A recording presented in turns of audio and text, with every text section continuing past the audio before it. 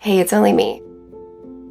I hope this helps you to come back around after your flashbacks and gives you a little bit of confidence knowing that no matter where you are, what's happening, you can come around out of a terrible flashback. Despite going to therapy and being diagnosed with PTSD, I never really received any practical advice on how to deal with flashbacks while I'm having one. So I made a list of grounding techniques that really work for me. It was a trial and error process, but I got there in the end. And these really help me to get back around after I'm having a flashback and I'm feeling a little spacey and out of it. I've put these techniques in order of what I can accomplish first, and of course do whatever works best for you, but I would suggest trying them in order first and seeing if that helps you. Let's get started. Look around the room. You are safe here and there are no threats. Try to name objects and the colors in the room around you. For example, green lamp, white desk, gray curtains.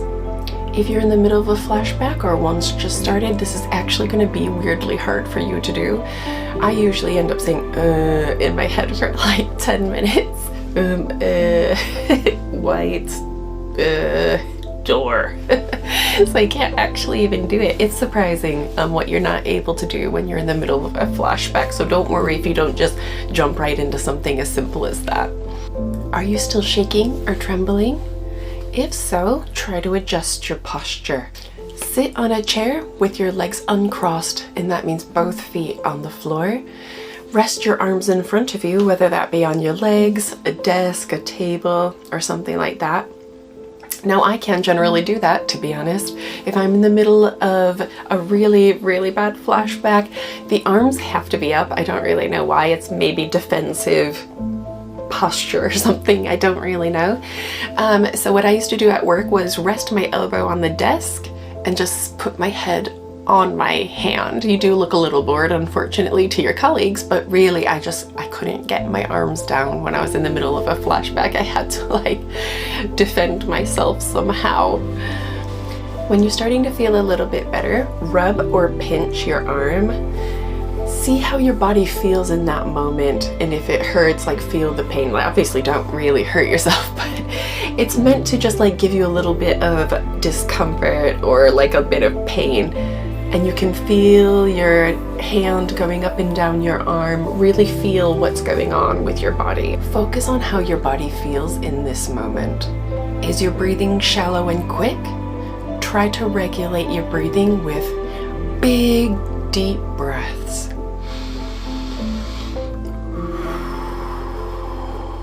Now you might need to do that a few times to get that quite right, because my breathing is always really shallow and really rapid when I'm having a flashback. So you might have to do that quite a few times. Just really be aware of how you're breathing, even if you can't control it.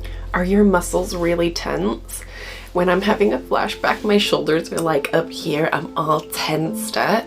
So really be aware of your muscles and relaxing those and kind of having a nice posture. Really be aware which muscles in your body are really tensed up. And I think you'll be surprised how tense you actually are. And as you're sitting on your chair, just think about the weight of your body being supported by the chair and the weight of your legs being supported by the floor. I don't know why that helps, but it helps me a lot. I don't know why. That one seems a little random now that I'm thinking about it. Listen to the noises in the room.